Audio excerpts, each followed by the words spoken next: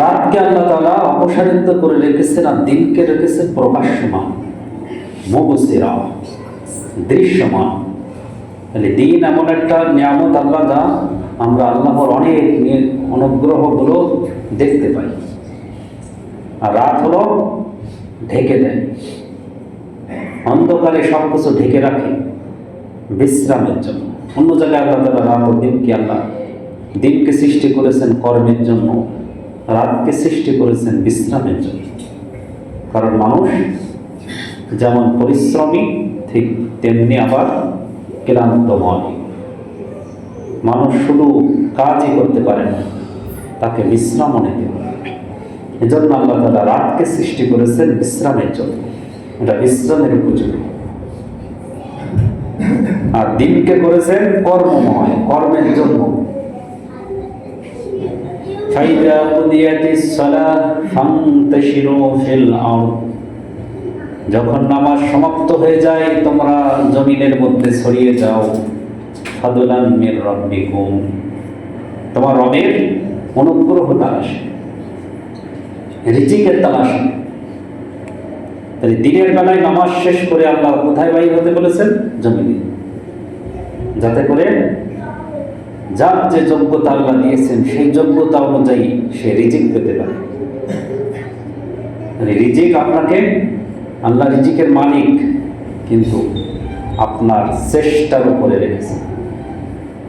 আপনি যেমন চেষ্টা করবেন আল্লাহর অনুগ্রহ আপনার প্রতি তেমন হবে। রিজিক আল্লাহ দিবেন, কিন্তু বিনা চেষ্টায় না, চেষ্টার উপরে। আপনাকে ছড়িয়ে যেতে হবে রিজিকের কাছে। রিজিক আপনার কাছে আসবে না, আপনাকে অন্তত যেতে হবে। আছে আপনার জন্য, প্রস্তুত আছে, কিন্তু আপনাকে যেতে হবে। এবং সেই কর্ম ক্ষমতা আল্লাহ আপনার মধ্যে দিয়ে দিয়েছে। সুবহানাল্লাহ। এরপরে হুয়াল্লাযী জাআলাল লাইলা ওয়ান নাহারা লিতাবলাগু ফাদলান মির রাব্বিকুম, আল্লাহ তাআলা রাত এবং দিনের মধ্যে নিদর্শন রেখেছে ওই সমস্ত মানুষদের জন্য যারা বেশি করে আল্লাহর শুকর আদায় করে, যারা আল্লাহকে বেশি স্মরণ করতে চায়, যিকরি ওয়াশ শুকর, যারা আল্লাহকে বেশি স্মরণ করতে চায় এবং শুকর আদায় করতে চায়, তাদের জন্যই এই চাঁদের ভিতরে, সূর্যের ভিতরে আমরা নিদর্শন রেখে দিয়েছি। যে নিদর্শনগুলো পেয়ে সে আরো বেশি আল্লাহকে চিনতে পারে, আরো বেশি আল্লাহর প্রতি সে ইবাদতে মাথা নত করতে পারে, সে বাধ্য হবে আল্লাহর সামনে মাথা নত। এমন কিছু নিদর্শন আল্লাহ দিন আর রাতের মধ্যে রেখে দিয়েছে। এভাবেই আল্লাহ তাআলা বছর গণনার জন্য চাঁদ, দিন গণনার জন্য, মাস গণনার জন্য আল্লাহ চাঁদের হিসাবকে বেছে নিয়েছে।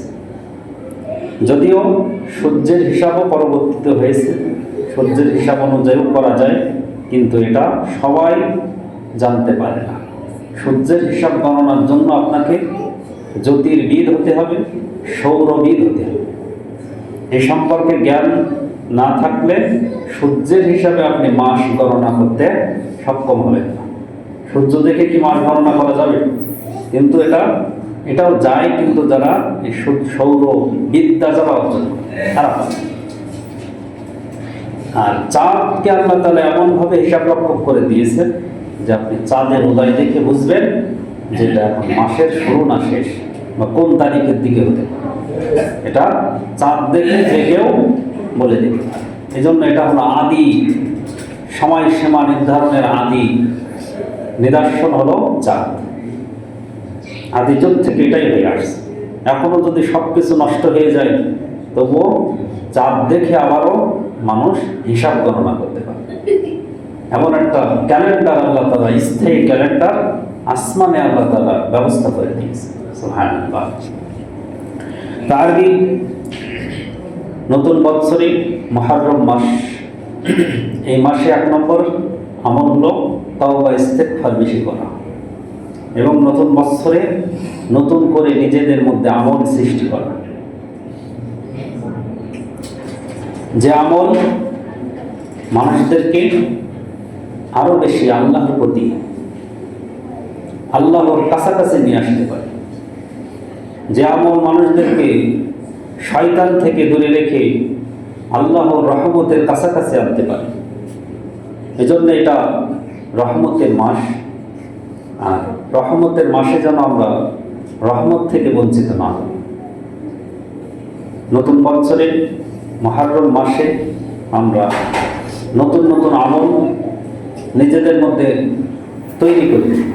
আপনার আমল আপনাকে তৈরি করে নিতে হবে, আপনার আমল অন্য কেউ তৈরি করে দেবে না। আপনি যতক্ষণ না ইচ্ছা করবেন, যতক্ষণ না আপনি নিজ থেকে আগ্রহ প্রকাশ করবেন, ততক্ষণ কেউ আপনার জোর করে আপনার আখিরাত করে দিতে পারবে না।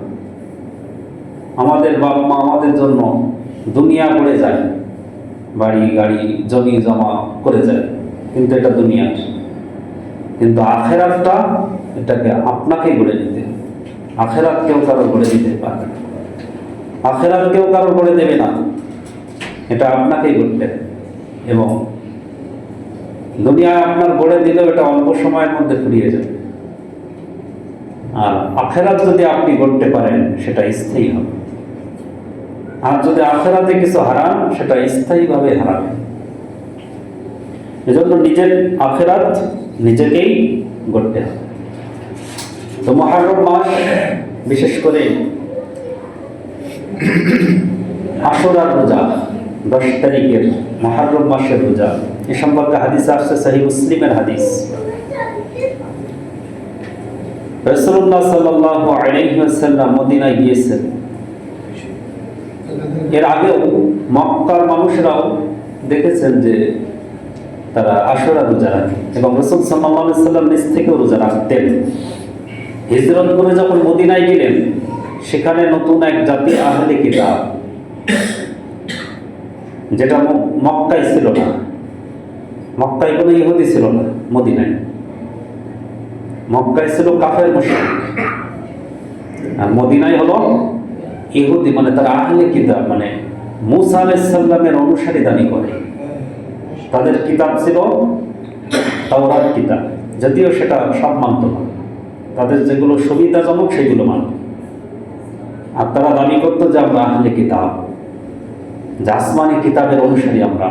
এজন্য তাদের সম্মান মর্যাদা অনেক দিক থেকে বেশি ছিল। এই যে আব্দুল্লাহ ইবনে উবাই সবচেয়ে বড় মুনাফিকের কথা জানে, এবং সে বেশি মুনাফিকি কেন করেছে?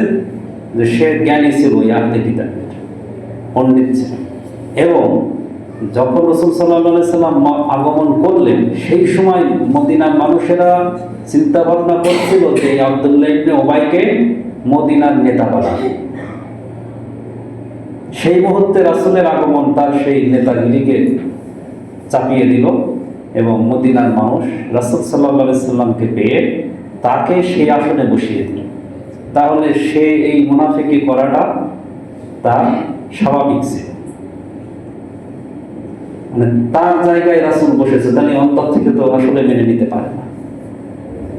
এই কারণে এই শত্রুতা সে মিশেছিল, যে সবাই তার অনুসারীরা সব মানছে তাকে, সেই ইচ্ছা অনিচ্ছায় মানতে বাধ্য হচ্ছে। সে আসছে, বসছে, কিন্তু মন থেকে মানতে পারেনি যে তার জায়গায় রাসূল এসে এমন একটা প্রেক্ষাপট তৈরি হয়েছে। তাই আহলে কিতাব, এরা কিতাবের অনুসারী দাবি করত, কিন্তু আসলে সব মানত না।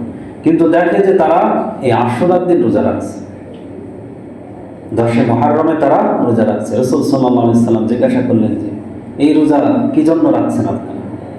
তা বলে যে আমাদের নবী মুসা আলাইহিস সালামকে আল্লাহ তাআলা মহাশত্রু ফিরাউনের কবল থেকে এই দিন সমুদ্র পার করে রক্ষা করেছিলেন। আর সেই সমুদ্রে ফিরাউন সহ তার সদলবলকে ডুবিয়ে নিঃশেষ করে দিয়েছে। এবং সেই শোকরান্তে মুসা আলাইহিস সালাম সেই দিন রোজা রাখতেন প্রতি বছর, এবং তার অনুসারী হয়ে আমরাও ওই দিন রোজা রাখি। রাসূল সাল্লাল্লাহু আলাইহি সাল্লাম বললেন যে তাহলে আমাদের মুসা আলাইহিস সালামের ব্যাপারে আমার হক তো বেশি, কারণ সেও নবী, আমিও নবী। তাহলে তোমাদের যে হক আমার বেশি, অতএব আমিও রোজা রাখবো, কিন্তু তোমরা একদিন রাখো, আমরা 2 দিন রাখবো। সাহাবীদেরকেও সেই দিন থেকে নির্দেশ দিলেন যে এর আগে তিনি মক্কায় রোজা রেখেছেন, হাদিসে আসছে, কিন্তু কাউকে নির্দেশ দেন। কিন্তু ওই দিন থেকে মদিনায় যাওয়ার পরে সাহাবীদেরকেও নির্দেশ দিলেন যে আশুরা রোজা আমরা 2 দিন করে রাখবো, 9 এবং 10 তারিখ 2 দিন রাখবো, অথবা 11 তারিখও রাখার সুযোগ আছে, 10, 11 অথবা 9, 10, মানে আগে পরে আরো একদিন বৃদ্ধি করে রাখবো। এতে কি হবে? ইহুদিদের সাথে আমাদের কোনো সামঞ্জস্য থাকবে না। যেমন ইহুদিরা দাড়ি রাখতো, কিন্তু ওরা মোষও রাখতো, দাড়িও রাখতো। এই জন্য আমাদের মোষকে খাটো করতে রাসূল সাল্লাল্লাহু আলাইহি সাল্লাম নির্দেশ দিয়েছেন, আর দাড়িকে ছেড়ে দিতে বলেছেন। আর ইহুদিরা রাখে কি? মোষও লম্বা, দাড়িও লম্বা। আর পাগড়ি তারা পরতো কিভাবে? আমরা যেমন কি টুপির উপরে পাগড়ি পরি, আর তারা পরে পাগড়ি পরে তার উপরে টুপি দেয়। এজন্য পাগড়ির উপরে টুপি পরা জায়েজ নেই, ওটা ইহুদিদের কালচার। মানে ইহুদিরা যা করেছে তার উল্টা করা। পাগড়িও আমাদের সুন্নাহ আছে, কিন্তু ইহুদিদের মতো করে যেন না, সব ব্যাপারে ইহুদিদের বিপরীত করতে হবে আমাদের। এটাই ইসলামের সৌন্দর্য, যে তারা কিতাব অনুসরণ করে তারা বিকৃত করেছে, আর আমরা রাসূল সাল্লাল্লাহু আলাইহি সাল্লামের অনুসারী হয়ে আমরা ইহুদিদের বিপরীত করব, পাশাপাশি রাসূল সাল্লাল্লাহু আলাইহি সাল্লামের পুরোপুরি অনুসরণ করব। এটাই ইসলামের শিক্ষা এবং রাসূল সাল্লাল্লাহু আলাইহি সাল্লামের রেখে যাওয়া শিক্ষা। তো আশুরার দিনের রোজার ফজিলতের ব্যাপারে বলা হয়েছে যে আশুরার রোজা রমাদানের পরে, সিয়ামু বা'দা রমাদান আফজালুস সিয়াম আশুরা।